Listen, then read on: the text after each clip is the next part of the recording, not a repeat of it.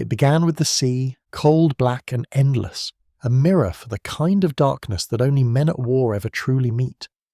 In those years, the Pacific was not a map of islands and coordinates. It was a graveyard that moved. Beneath its shifting skin, American submarines prowled through silence so deep it pressed against the skull. Each man aboard lived between two worlds, the still world of patience and the violent world that erupted in seconds when the captain whispered a single word: fire. The Japanese believed their convoys were safe under the cover of night. They had reason to. For months our subs had been hunted, depth-charged, forced down into the black until rivets screamed. Many never came back, but one boat learned to make the darkness her ally. Her name was the USS Barb, and she was about to become the nightmare the Japanese never saw coming. Commander Eugene Fluckey was not the kind of man you imagined beneath the sea. He smiled too easily, joked too often. But behind the grin was calculation, a mind that turned risk into art. His crew called him Lucky Fluckey. The name stuck because somehow the impossible always bent in his favour. He believed that aggression kept you alive. If you're not close enough to get hit, he told his men, you're not close enough to hit them. By 1944 the war had shifted. Japan's empire was shrinking, strangled by the blockade. Convoys still tried to feed the machine, tankers, freighters, troopships, creeping through the Sea of Japan like veins feeding a dying heart. That's where the Barb hunted. Long nights, long silences.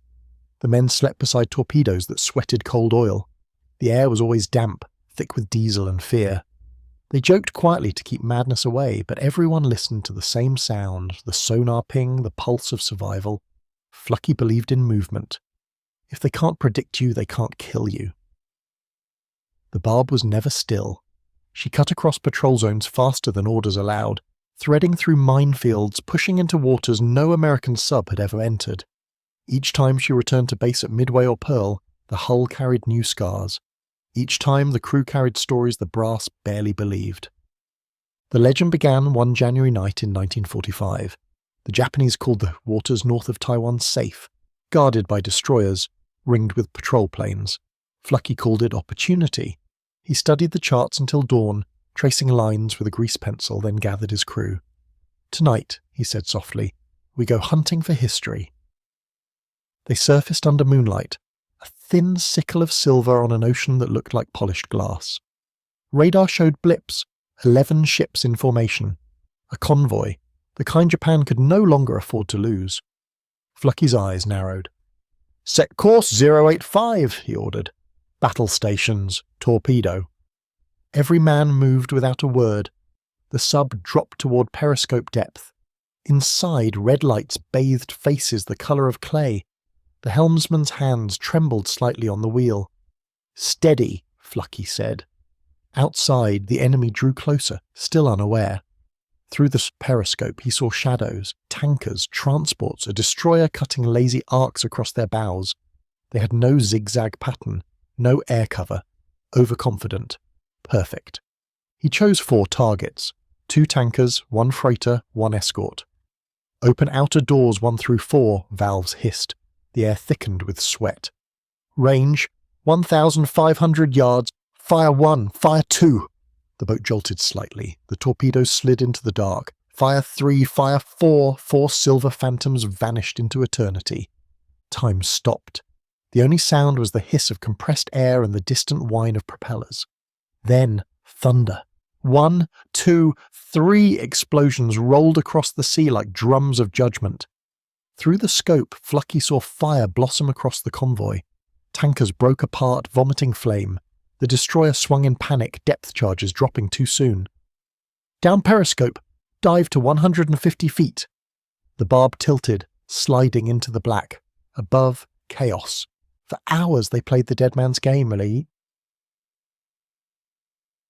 Engine silent, crew motionless, listening to the destroyer's hunt. Each ping echoed through the hull like a heartbeat. Depth charges rained down. The steel groaned. Men gripped their bunks and mouthed prayers without sound. Fluckey stood still, counting seconds between explosions. He seemed calm. Inside, his pulse hammered. He knew that one lucky drop could turn them into a coffin, but the destroyer circled blindly, chasing ghosts. When dawn broke, the sea was empty. Smoke drifted in the distance. Fluckey rose slowly to periscope depth. What he saw would enter Navy legend. 8 ships sunk, others burning, the convoy shattered. It was the single most devastating attack a submarine had ever launched in one night. The Japanese could not comprehend it. Reports back to Tokyo described multiple submarines or air attacks. The truth, one boat, one man's audacity. The crew whispered to each other, half in awe, half disbelief. Did we really do that? Fluckey allowed himself a thin smile. Gentlemen, he said, we just rewrote the rulebook. They escaped through waters boiling with searchlights and hatred. At dawn, they surfaced to recharge batteries. The air smelled of smoke and salt. Men stumbled onto the bridge, blinking in the weak light, grinning like survivors of a storm. Someone brewed coffee strong enough to melt spoons. They drank in silence, watching the sun climb over the wreckage of a fleet. Word of the attack spread through the Navy like a spark through dry grass. The Barb had become a legend overnight, but for Fluckey, legend was just a side effect of doing the job right. He sent a terse message to command, 8 enemy ships sunk. Returning to patrol, no flourish, no boasting, just fact. Back in Japan, the Imperial Navy refused to believe it. Their analysts argued the report was propaganda, an American attempt to inflate morale. No single submarine could do this, one officer wrote. But survivors told another story. A shadow in the water, multiple torpedo wakes, explosions too precise to be random. The convoy commander's last transmission before his ship vanished was a single phrase, "They are everywhere." In the weeks that followed, Fluckey pushed even deeper into enemy waters. He prowled the coast of Sakhalin and the Sea of Okhotsk, areas marked suicidal on Allied charts. He didn't care. The war was ending, but not fast enough. Every ship sunk was another day shorter for the men dying on islands still held by Japan.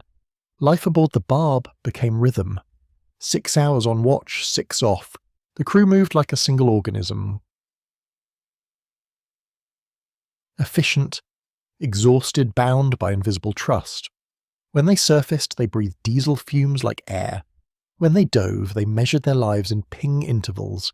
Each man carried a lucky charm, a photo, a coin, a scrap of home. None believed they'd ever see those places again. But they followed Fluckey anyway. He made survival feel possible. He began experimenting with bold new tactics, surface attacks at night, using the sub's deck gun against convoys instead of torpedoes. It was madness. It was also effective. The Japanese weren't prepared for an enemy that fought like a destroyer and vanished like smoke. The Barb's conning tower became a symbol of audacity. Even among the US submarine fleet, she was a myth in motion. By the spring of 1945, the Navy had started calling her the Lucky Boat. The Japanese had another name, Kuroi Yurei, the Black Ghost. Every time a convoy disappeared, someone whispered it. Their disbelief turned to superstition. They started seeing the Barb everywhere. In every sonar contact, every rumour. And in war, belief kills faster than bullets. Fluckey didn't chase fame, he chased perfection. One more flawless patrol, one more victory pulled from the impossible. And somewhere deep down, he knew luck never lasts forever. But while it did, he intended to make history burn. That night under the northern lights, the sea glowed faint green, as if lit from below. The men on watch said it looked like the ocean itself remembered the fires they'd left behind. Below decks, the crew slept in narrow bunks beside warheads and dreams. The Barb moved on, silent and invisible, toward her next impossible mission, because for them the war wasn't over. Not yet. The sea had a strange calm after violence. Men who had seen it 100 times said it always came that way. Quiet, heavy, almost holy. The Barb drifted beneath that stillness, a machine made of steel and ghosts. The crew slept lightly, some with hands still wrapped around coffee mugs, some with eyes open to the red light that filled the control room like the inside of a heartbeat. Above them, Japan was burning itself out, city by city, fleet by fleet. But here, in the northern seas, the war still breathed. Fluckey studied maps more than he slept. He had an old Navy chart spread across his desk, smudged with grease, annotated with pencil lines and fragments of thought. Every stroke meant risk. Every curve of coastline meant opportunity. His orders were simple. Disrupt shipping, report positions, survive. But Eugene Fluckey never believed in simple orders. He wanted to do something the enemy couldn't forget. By early June 1945, the Barb had already shattered every record the submarine force had set. 30 confirmed sinkings, millions of tons of enemy shipping gone. She had become a whisper among the Japanese convoy commanders, a superstition the Imperial Navy pretended not to believe in.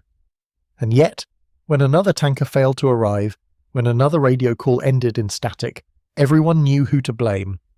On the surface, the crew took turns scanning the horizon through salt-streaked binoculars. The water was cold enough to cut breath in half. The air smelled of rust and oil. The men's faces were gaunt, pale from weeks without sunlight. Still they joked. Always jokes. It was the only way to survive the silence. "You know," one man said, "we're running out of ships to sink." Another replied, "Then we'll start on trains."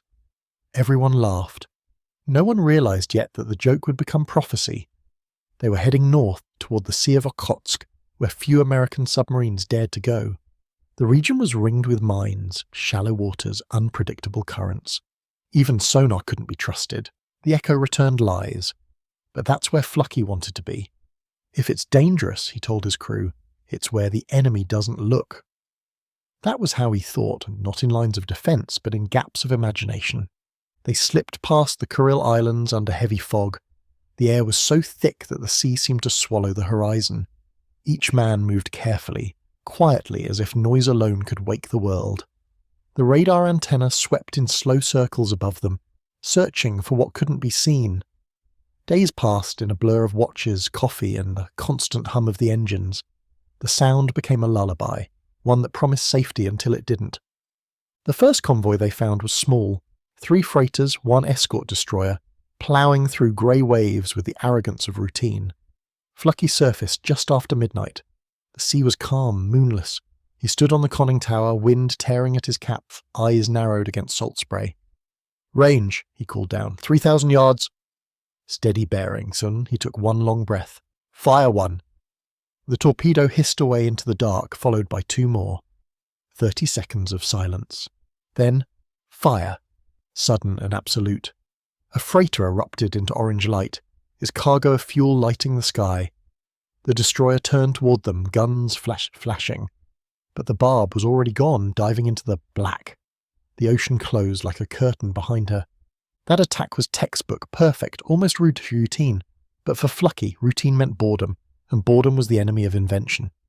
He wanted something larger, something that would leave the Japanese command staring at maps in disbelief. A strike so audacious it would echo through history.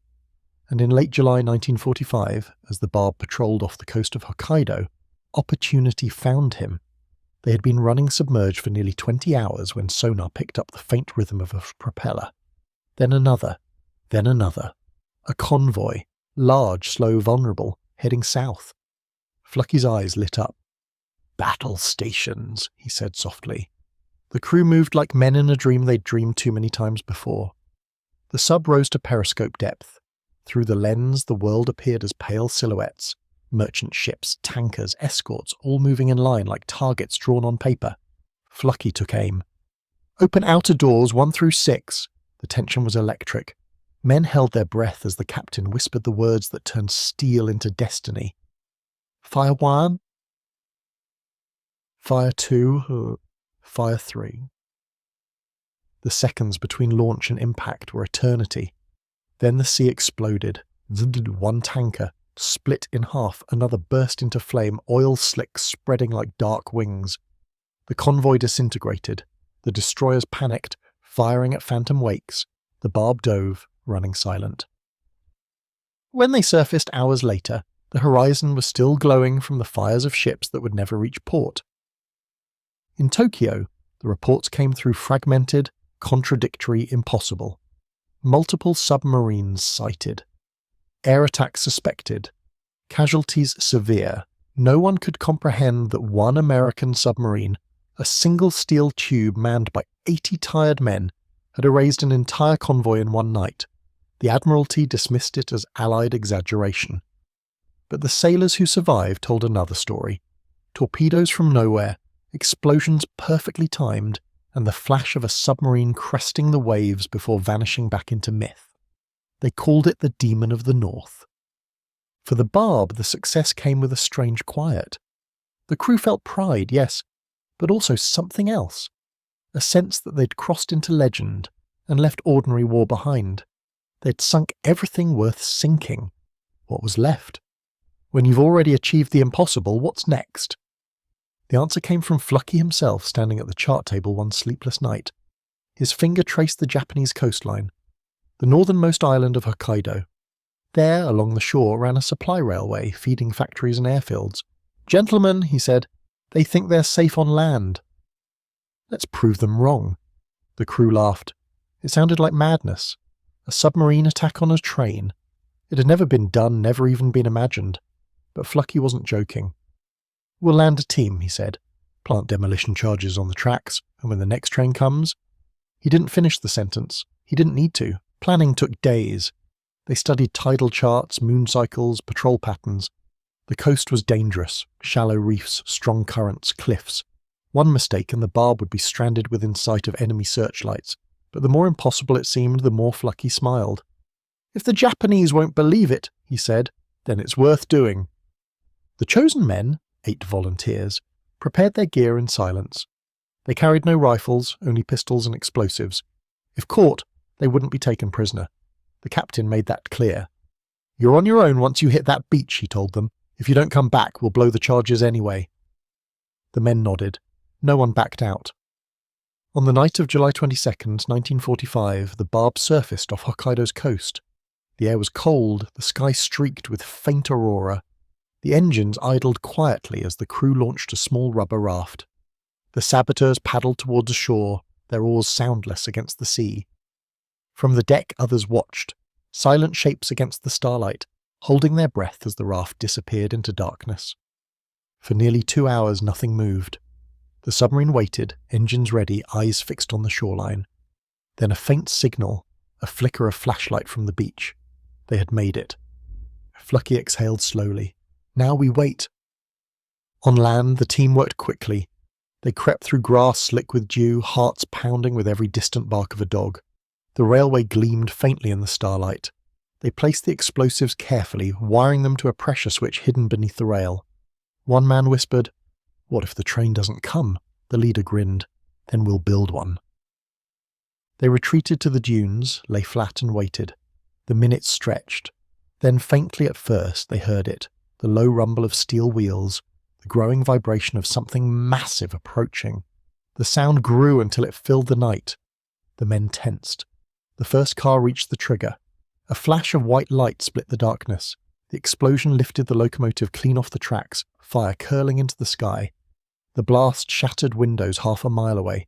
Debris rained down like hail. The men stared in awe for a heartbeat, then ran. Behind them the wreck burned bright enough to light the beach. They paddled furiously toward the waiting submarine, chased by sirens and confusion. On the Barb, the lookout saw them coming. "They did it!" someone shouted. The men hauled the raft aboard as the captain gave the order. "Ahead full!" The submarine slid into the sea just as searchlights swept the coast. Tracers tore the water behind them. The Barb dove deep, leaving only foam and disbelief behind. The mission lasted 12 minutes on land, but it became the most legendary 12 minutes in submarine history. When news reached the fleet, no one believed it at first.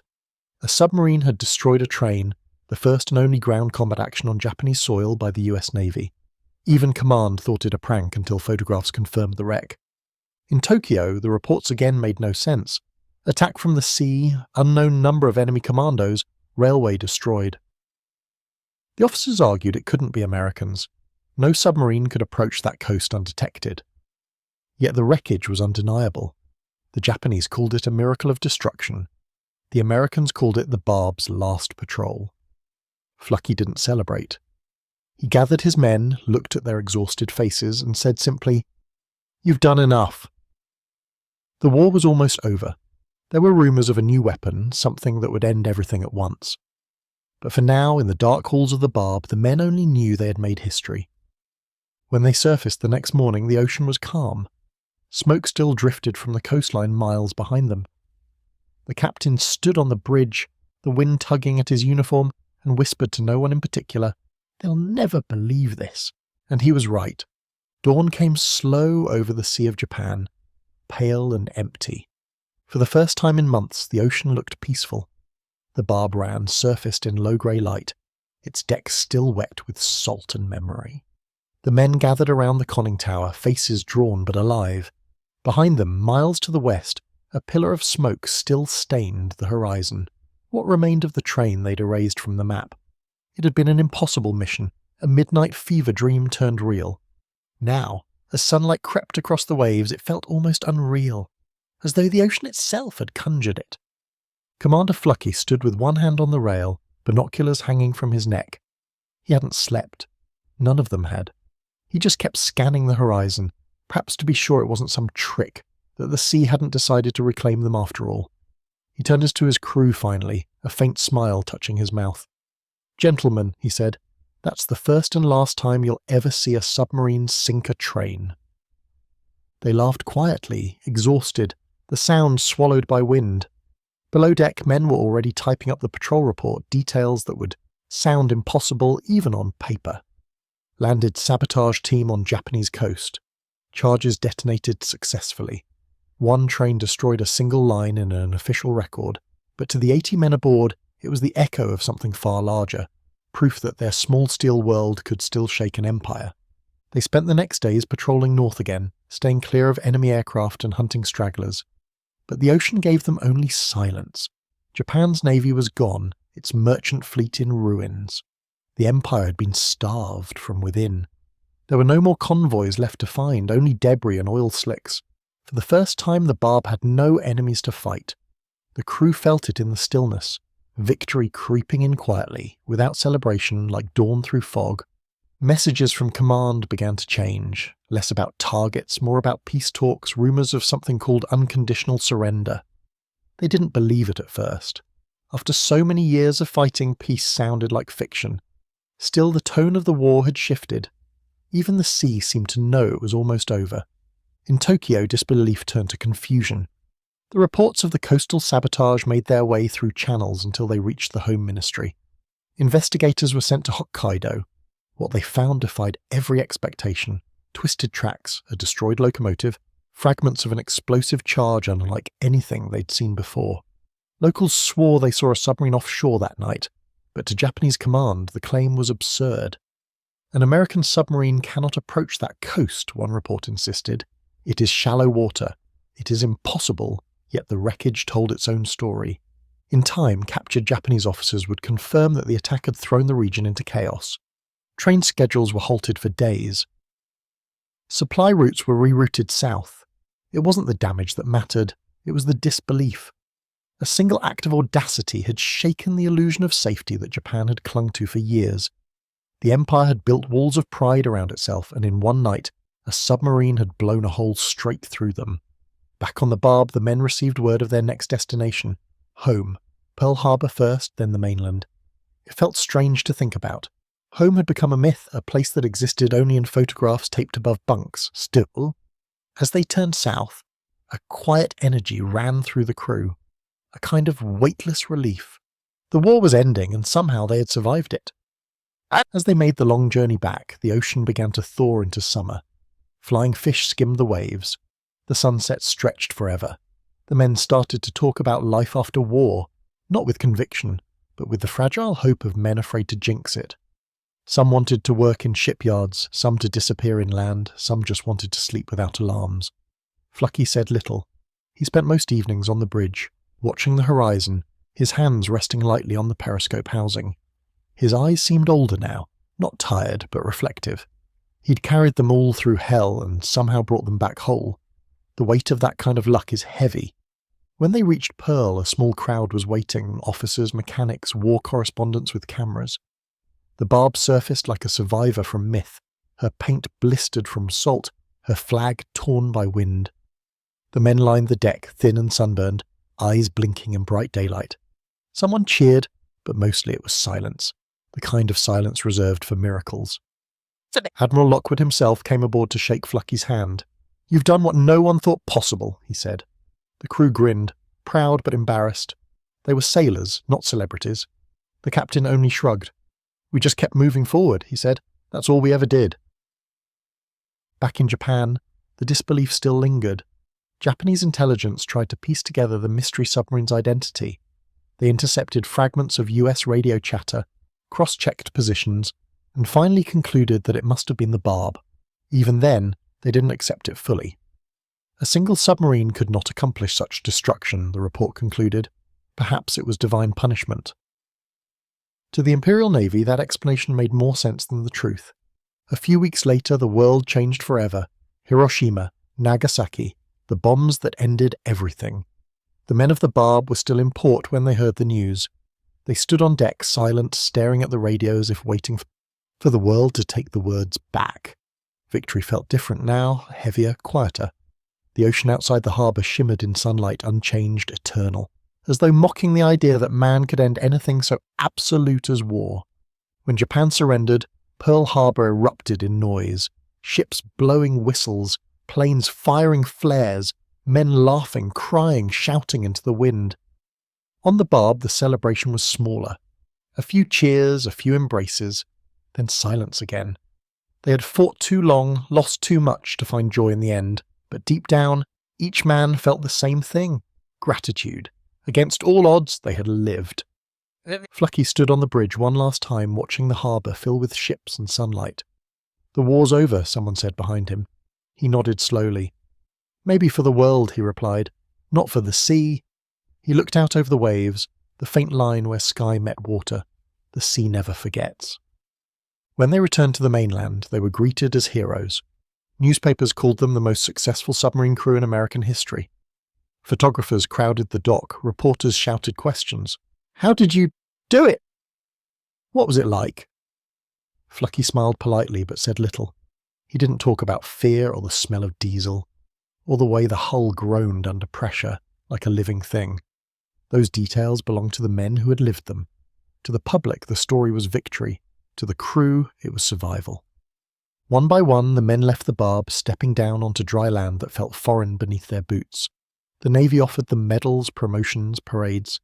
They accepted them quietly. What they wanted most was rest. The boat itself was retired not long after, its steel bones too tired to keep diving into the dark. For years, she sat in reserve, a relic of another time. Children would come to see her, pointing at the torpedo tubes and laughing at the idea of a submarine that had fought a train. Their parents would smile, thinking it a story, not history. Fluckey stayed in the Navy for a while, then retired, content to live quietly. He'd written once in his diary, "The best part of command is the men who make you look brave." That was his truth. He never saw himself as a legend, just as a man lucky enough to lead others who refused to be afraid. Across the Pacific, in post-war Japan, the story of the Barb became a strange kind of myth. Among fishermen along Hokkaido's coast, tales persisted of the night the sea exploded, of a submarine that rose like a shadow and vanished before dawn. Some said it was the spirit of the ocean itself, punishing arrogance. Others, reading old war reports, found the truth and still shook their heads. "Impossible," they said. "A single submarine cannot do such things." Even in peace, disbelief remained a comfort. Years later, when historians pieced together the full record of the Barb's patrols, the numbers seemed unreal. 16 patrols, 34 ships destroyed, 1 train annihilated, but numbers never captured what mattered: the courage to act when the world said it couldn't be done. That was the heart of the legend. That was what the Japanese couldn't believe. Not the weapons, not the technology, but the will. Time dulled the steel, but not the story. Museums displayed her nameplate. Veterans told their grandchildren about the nights beneath the Pacific.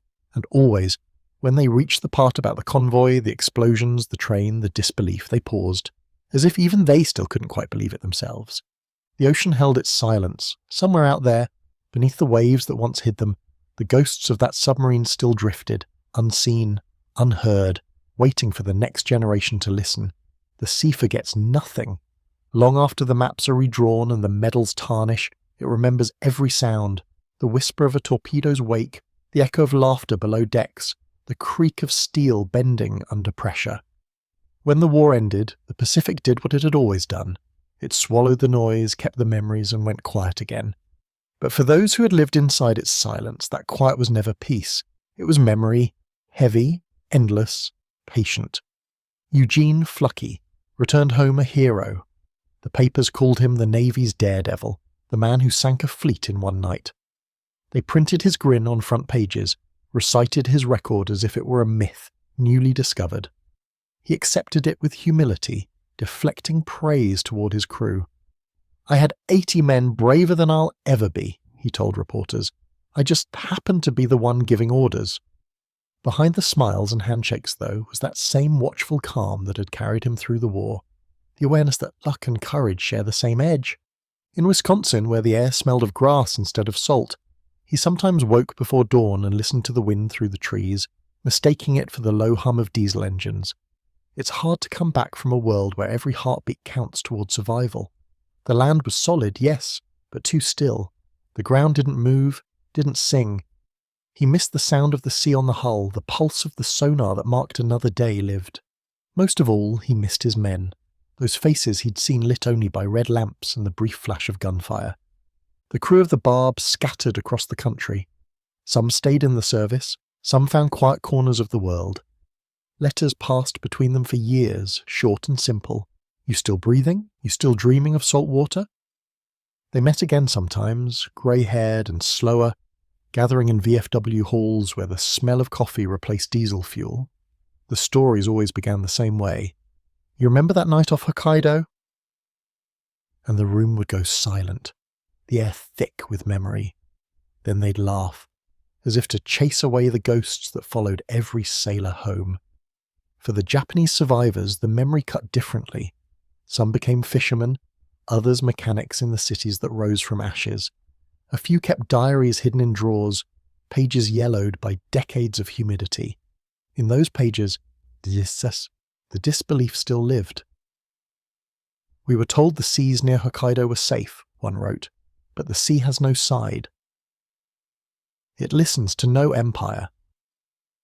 Another wrote of the convoy destroyed in the north. "The torpedoes came without warning. The sea itself attacked us." None mentioned the name Barb. They didn't need to. Among sailors, you don't have to name the storm to remember the damage. The war's great monuments were built on land, marble, bronze, and words carved deep enough to survive the rain. But the ocean's memorials are invisible. They lie beneath the waves, rusting quietly. Somewhere out there, the bones of ships that the Barb sent down still rest in darkness. Sometimes divers find them, warped hulls covered in coral, portholes staring upward like blind eyes. In that black stillness, time has no direction. Friend and enemy sleep side by side. Historians would later calculate the Barb's record with clinical precision. 16 patrols, 34 confirmed ships sunk, over 100,000 tons of enemy shipping destroyed, and one railway train vaporized on shore. But statistics miss what mattered.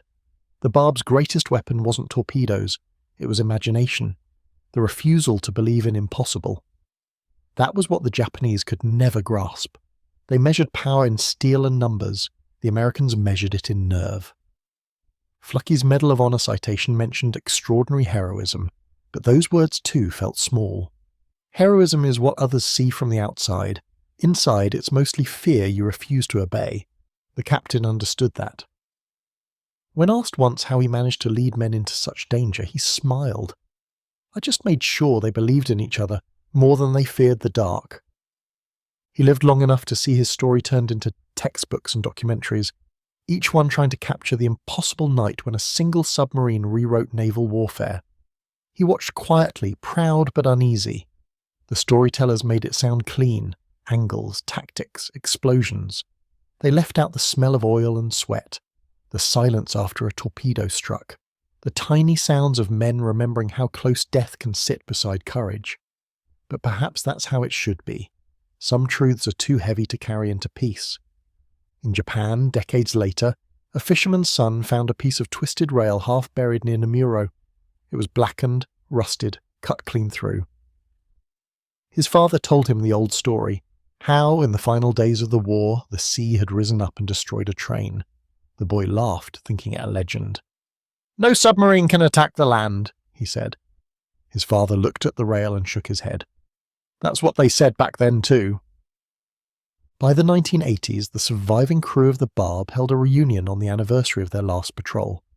They gathered in a small hall near San Francisco Bay, far from the deep waters they'd once called home. The Navy sent a brass band. Speeches were made. When it came time for Fluckey to speak, he stood behind the podium for a long moment, silent, eyes wet. Then he said, "We weren't heroes. We were sailors who did our jobs and trusted each other. That's all." The room rose in applause anyway, not for glory, but for memory. They toasted the ones who hadn't made it home, raised glasses to the quiet sea beyond the windows, and let the moment pass without more words. Years later, when Fluckey's health began to fade, he was asked what he thought about most when he looked back. He smiled faintly. "The sound," he said. "The hum of the engines when everything's working right." You never forget that sound. He died peacefully, surrounded by family, the same calm on his face he'd worn when steering through minefields. The Navy buried him with honours, the Medal of Honour resting on the flag draped across his coffin. Somewhere out at sea, ships dipped their colours in salute. The radio silence that followed felt almost holy. Today, a small museum in Connecticut holds what remains of the Barb's periscope and battle flag. Faded stitches mark each ship sunk, each mission survived. At the very bottom, a single symbol stands out, a stitched silhouette of a locomotive. Visitors pause when they see it, smile and read the caption. "Only submarine in history to destroy a train." Most assume it's a joke until they read further. Then they fall quiet. The flag flutters slightly under the air conditioning vent, as if stirred by some distant wind. For the Japanese historians who studied that period, the Barb remained a riddle, proof that audacity can undo empires. Some called it reckless, others inevitable. One scholar wrote, "In war, the side that imagines more wins sooner." Perhaps that's why disbelief is such a fragile armour. The night Fluckey attacked that convoy, Japan didn't lose ships, it lost certainty. And what of the ocean itself? It keeps its secrets. Divers still search for the wrecks north of Taiwan, tracing torpedo scars that lead nowhere. They find shards of steel, fragments of teak, bottles marked in Japanese script. The currents rearrange them each year, a slow memorial written in silt. Every once in a while, sonar picks up a strange echo. Something long, cylindrical, motionless. Perhaps it's a remnant of the Barb's hunt, perhaps not. The sea never confirms. If you stand on a quiet pier at night, when the wind shifts east and the waves slap the hulls of sleeping boats, you can almost imagine it. The faint growl of diesel, the steady pulse of propellers fading into the deep. Somewhere far below, the ghosts of men who dared the impossible still glide through darkness. You can't see them, but the ocean remembers. It always does. For them, the war never ended in triumph or regret. It ended the way it began, with the sea, dark and endless, stretching out beneath a sky that promised nothing. The Barb story is carved into that horizon, a reminder that courage doesn't shout, that belief is sometimes the last illusion to die, and that even in the quietest depths, history can still roar. And if you listen long enough, when the world around you has gone completely still, you may hear it, a deep, distant thrum, the sound of a submarine's heart still beating somewhere far below. It is not thunder. It is not war. It is the echo of men who refuse to be forgotten. It always ends the same way, with silence, with the sea, and the memory of steel that once moved through it like a dream.